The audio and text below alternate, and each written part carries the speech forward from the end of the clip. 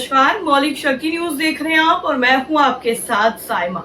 अभी हाल ही में इसी साल हुए महाकुंभ में भगदड़ में जो भी मौतें हुई हैं उनको लेकर एक बार फिर से विपक्ष ने यूपी सरकार पर निशाना साधा है और साथ ही साथ राहुल गांधी ने इसको लेकर क्या कुछ बयान दिया है वो पूरी स्टोरी आपको आज के इस वीडियो में पता चलेगी। तो चलिए बिना देरी के पूरी कहानी आपको एक एक करके बताते हैं।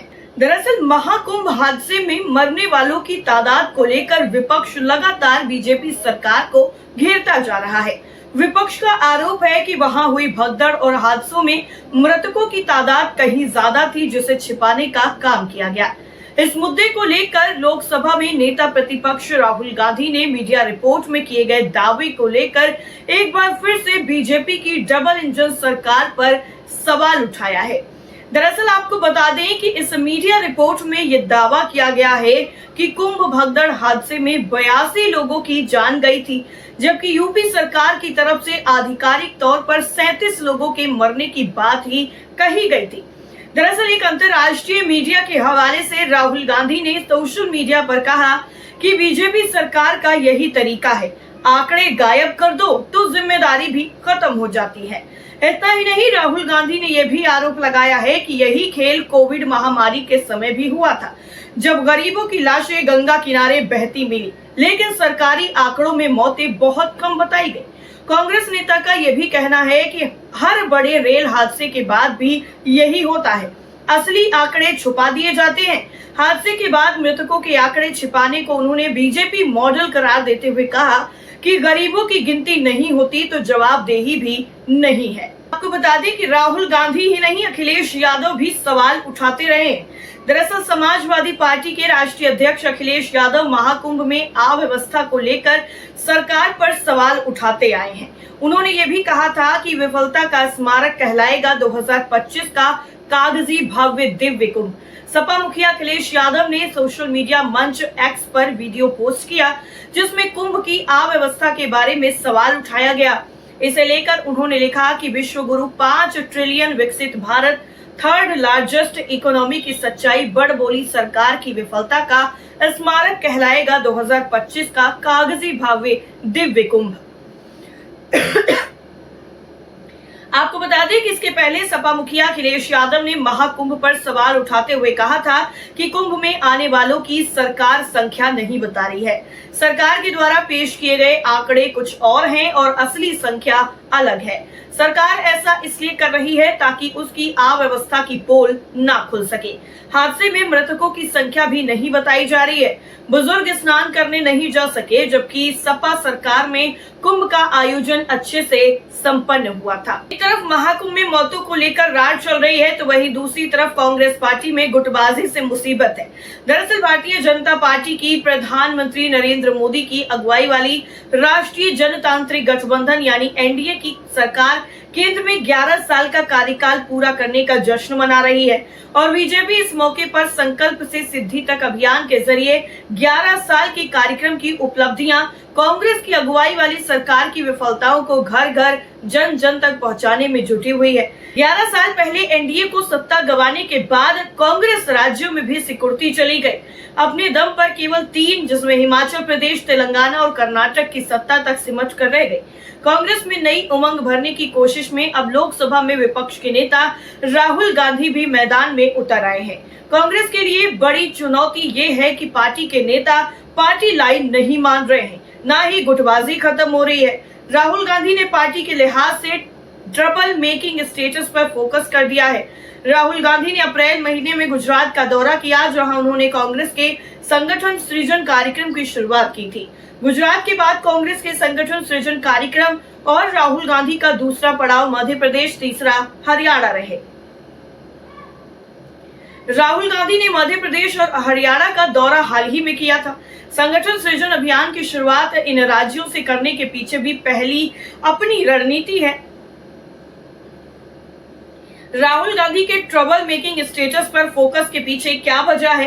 दरअसल कांग्रेस के राष्ट्रीय अध्यक्ष रह चुके राहुल गांधी ने पार्टी के संगठन को मजबूती से खड़ा करने के लिए संगठन सृजन अभियान की शुरुआत की है। राहुल गांधी ने पिछले साल लोकसभा चुनाव के नतीजे आने के बाद संसद में कहा था कि हम गुजरात में बीजेपी को हराने जा रहे हैं। राहुल गांधी भी जानते हैं कि ये टास्क उतना आसान भी नहीं है।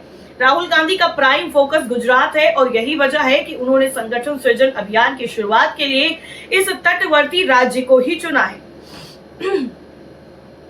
दरअसल आपको बता दें कि कांग्रेस साल 1995 से ही गुजरात की सत्ता से बाहर है। गुजरात में पार्टी ने 30 साल से सत्ता का स्वाद नहीं चखा है। मध्य प्रदेश और हरियाणा में भी कहानी कुछ ऐसी ही है। मध्य प्रदेश में कमलनाथ की अगुवाई वाली 15 महीने की छोटी अवधि की सरकार हटा दें तो कांग्रेस 2003 से सत्ता से दूर है। हरियाणा में भी ग्रैंड ओल्ड पार्टी लगातार 3 विधानसभा चुनाव हार चुकी है और अब ऐसे में बीजेपी के सबसे मजबूत गढ़ माने जाने वाले गुजरात में चुनौती है।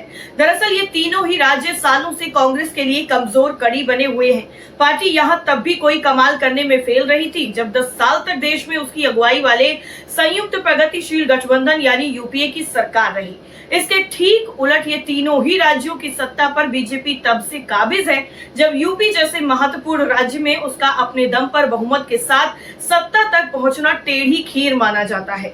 बिहार जैसे राज्य में जॉर्ज फडणवीस और नीतीश कुमार जैसे कद्दावरों के साथ होने के बावजूद बीजेपी लालू यादव का दुर्ग नहीं भेद पा रही थी। अब जब पूर्वोत्तर से उत्तर तक के राज्यों में बीजेपी और उसके सहयोगी दलों की सरकारें ज्यादा हैं, कांग्रेस की सोच कमल निशान वाली पार्टी को उसके सबसे मजबूत गढ़ में ही चुनौती देने की भी हो सकती है। अगर पिछले साल हुए लोकसभा चुनाव पर नजर डालें तो बीजेपी अब की बार 400 पार का नारा देकर मैदान में उतरी थी। बीजेपी की अगुवाई वाले एनडीए को 293 सीटों पर जीत मिली और पार्टी की टैली 240 पर रुक गई। लगातार तीसरी बार एनडीए ने सरकार बनाई, लेकिन 2014 और 19 की तरह बीजेपी बहुमत से चूक गई। 2014 और 19 में विपक्ष का नेता पद हासिल करने के लिए जरूरी संख्या बल से भी पीछे रह जाने वाली कांग्रेस पार्टी का आंकड़ा 100 के करीब पहुंच गया और इससे उत्साहित कांग्रेस के नेताओं को लग रहा है कि प्रधानमंत्री और गृह मंत्री के गृह राज्य गुजरात के साथ ही मध्य प्रदेश जैसे बीजेपी का गढ़ माने जाने वाले राज्यों में चुनाव नतीजे अगर उसके पक्ष में आते हैं तो इसके संदेश बड़े व्यापक होंगे। ऐसा हुआ तो देश भर के कांग्रेस नेताओं और कार्यकर्ताओं का मनोबल काफी ज्यादा बूस्ट हो सकता है। लेकिन इन तीनों राज्यों में कांग्रेस के लिए सबसे बड़ी चुनौती क्या है? दरअसल वो है गुटबाजी, क्योंकि गुजरात से लेकर मध्य प्रदेश और हरियाणा तक कांग्रेस की सबसे बड़ी समस्या गुटबाजी ही है। मध्य प्रदेश में गुटबाजी के कारण 15 साल बाद सत्ता पाकर भी पार्टी को 15 महीने में ही गवा देनी पड़ी थी। ज्योतिरादित्य सिंधिया समर्थक विधायकों की बगावत के बाद मध्य प्रदेश की कमलनाथ सरकार गिर गई थी। मध्य प्रदेश कांग्रेस के अध्यक्ष जीतू पटवारी अपेक्षित सहयोग नहीं मिलने को लेकर कई बार अपना दर्द भी जाहिर कर चुके हैं। वहीं पार्टी के नेता और कार्यकर्ता कमलनाथ, दिग्विजय सिंह, अजय सिंह, राहुल, अरुण यादव जैसे नेताओं के गुट में बटे नजर आते हैं और ऐसी ही स्थिति गुजरात कांग्रेस की भी है, जहां पार्टी शक्ति सिंह गोहिल, भरत सिंह सोलंकी गुट सहित कई छोटे छोटे गुटों में बटी हुई है। हरियाणा में तो लोकसभा चुनाव में दमदार प्रदर्शन के बाद पार्टी विधानसभा चुनाव हार गई और इसके लिए भी गुटबाजी को ही जिम्मेदार बताया गया। हरियाणा कांग्रेस भूपेंद्र सिंह हुड्डा और एसआर यानी कुमारी शैलजा रणदीप सुरजेवाला गुट में बटी हुई है, जो किसी से छिपा नहीं हुआ है। विधानसभा चुनाव के दौरान भी दोनों गुटों की तल्खी खुलकर सामने आ गई थी और जाटलैंड में आलम यह है कि 10 साल से पार्टी के संगठन का गठन तक नहीं हो पाया है। सूबे में जो कैडर है वो पार्टी का नहीं बल्कि नेताओं का अपना अपना कैडर है। तो ये जो गुटबाजी है उसको क्या राहुल गांधी सुलझा पाएंगे और इस मुसीबत से बाहर निकल करके कांग्रेस पार्टी को ज्यादा तवज्जो दिलवा पाएंगे, ये देखना काफी ज्यादा अहम होगा। क्योंकि क्या राहुल गांधी तीनों राज्यों में नासूर बन चुकी इस गुटबाजी की समस्या को सुलझा पाएंगे? अब ये सवाल उठ रहे हैं। कांग्रेस के संगठन सृजन अभियान को गुटबाजी से पार पाने की कवायद के रूप में भी देखा जा रहा है और इस अभियान के तहत नेतृत्व हर जिले के लिए एक पर्यवेक्षक को संगठन खड़ा करने की जिम्मेदारी देता है। हर जिले में 4 प्रदेश ऑब्जर्वर भी ब्लॉक स्तर तक जाकर जिला अध्यक्ष के लिए संभावित नामों पर चर्चा करेंगे। इस पूरी प्रक्रिया की निगरानी नेतृत्व की ओर से नियुक्त पर्यवेक्षक करेंगे और आला कमान को रिपोर्ट सौंपेंगे। इस रिपोर्ट के आधार पर ही आला कमान जिला अध्यक्षों की नियुक्ति करेगा और कांग्रेस का ये प्लान भी है कि जिला अध्यक्षों और सशक्त बनाया जा सके और चुनावों के समय उम्मीदवार चयन में भी उनका रोल है। तो अब देखना ये होगा कि क्या राहुल गांधी की ये जो रणनीति है वो कारगर साबित होती है और अगर होती है तो कितना। इस चीज को लेकर आपकी राय क्या है, कमेंट करके जरूर बताइए। बाकी खबरों के लिए आप देखते रहिए मौलिक शक्ति न्यूज। नमस्कार।